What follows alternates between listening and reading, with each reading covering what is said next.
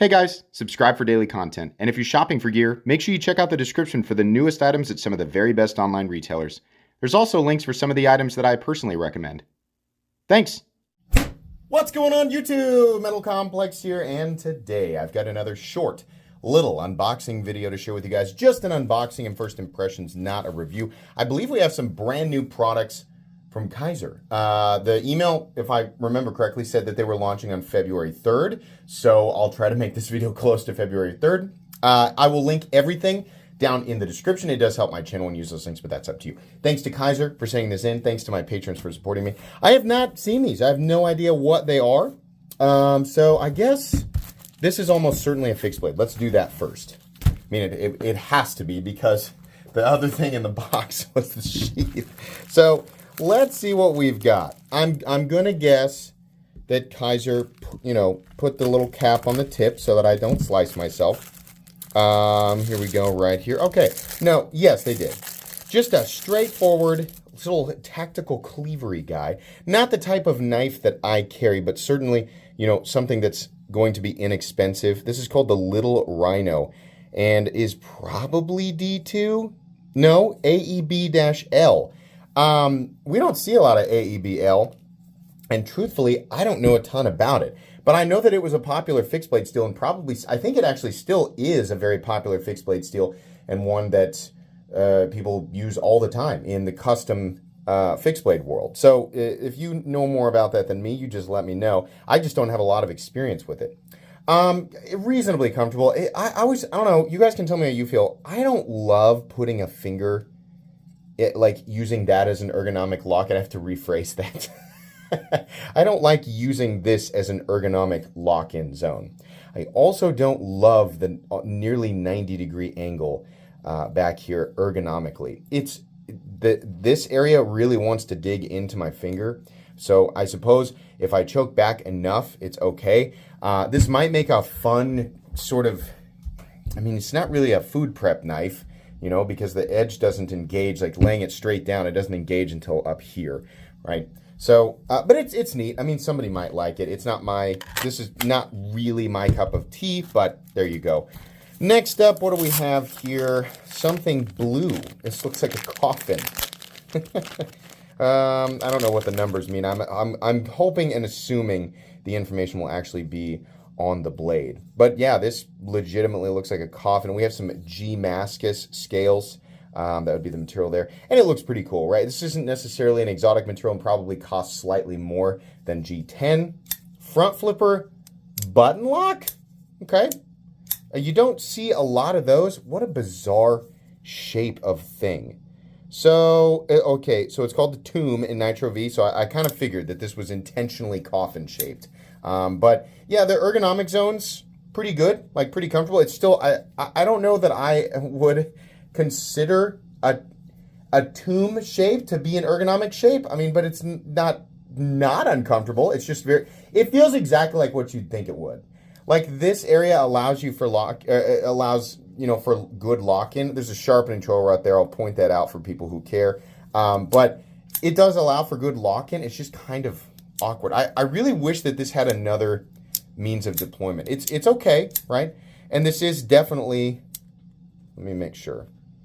Yeah, it is definitely a plunge lock. So pretty good though. Usually it's good enough. As long as it stays, actually it is really solid. There's not a ton of travel. There's a little bit of stick, right? Tons of jimping all the way down. I don't know that I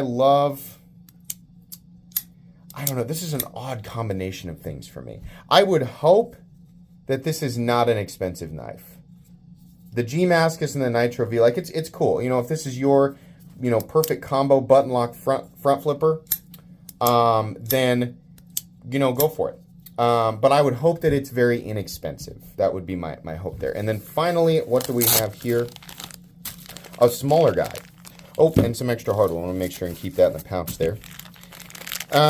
Smaller guy with, okay, so we have, this looks like micarta.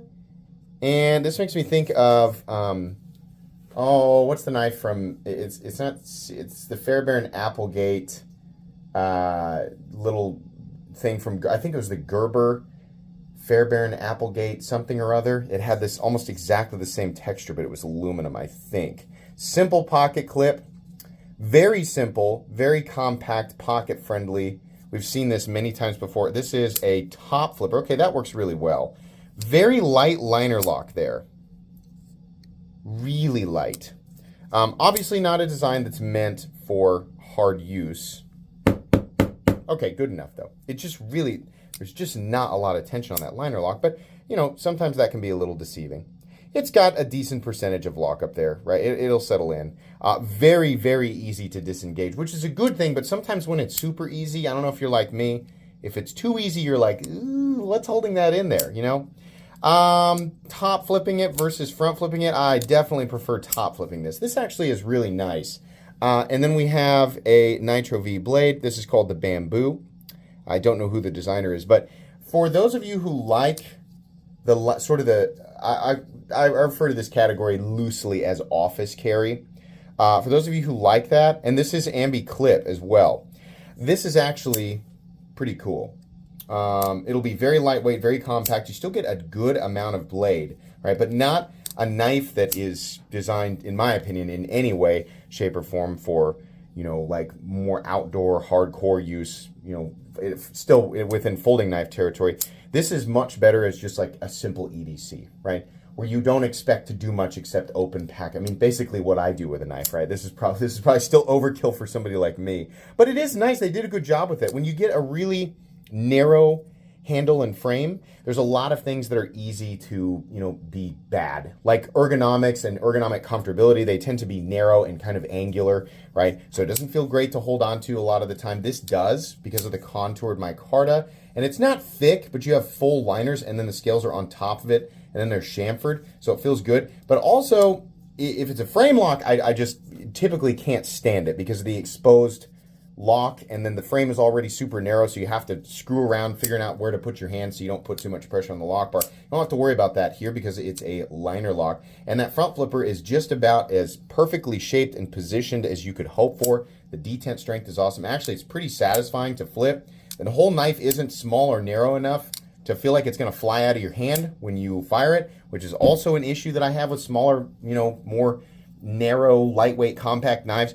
Actually, I think this is done pretty well. Of the bunch, I think this is definitely my favorite. And again, I would hope that this would be a very inexpensive object.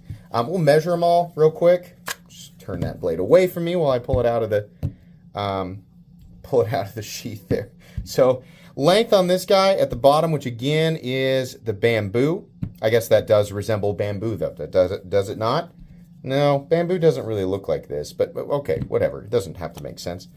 The overall length of this guy coming in at 6.85 inches, blade length coming in at 3 inches, and cutting edge 2.85.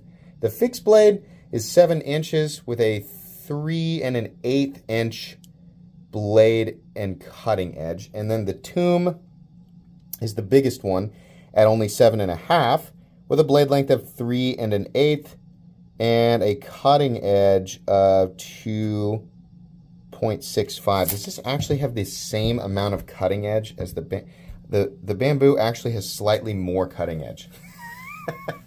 But that does come down to preference, right? Aesthetically, this guy, you know, I think it looks a little bit cleaner.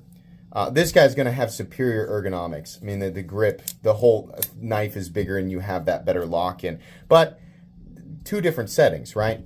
So not bad, not bad. I would hope if this guy's a good value, there's a lot of people I think that would really enjoy this. Even as somebody who doesn't typically carry lightweight compact stuff, there's definitely a place for it and a lot of people like it. And the problem is that to get a really, really good design is like, a lot of them tend to be just kind of okay. But, you know, if the price is good on this, then I think that one's pretty good. That's going to be pretty much it today, guys. Just 3 new, fun, probably relatively inexpensive Kaiser products. So I will link these down in the description so you guys can check them out. That's going to be it today for me. Please make sure to follow me on Instagram at metal_complex. If you enjoyed this video, leave a like. If you'd like to check out my other content, I do, of course, have lots of videos of knives that are either expensive or inexpensive that I do or don't like, so check those out. And if you enjoy all my content, go ahead and click on that Metal Complex logo right there and subscribe because there's definitely more coming. Thanks again for watching, everybody, and have a great day.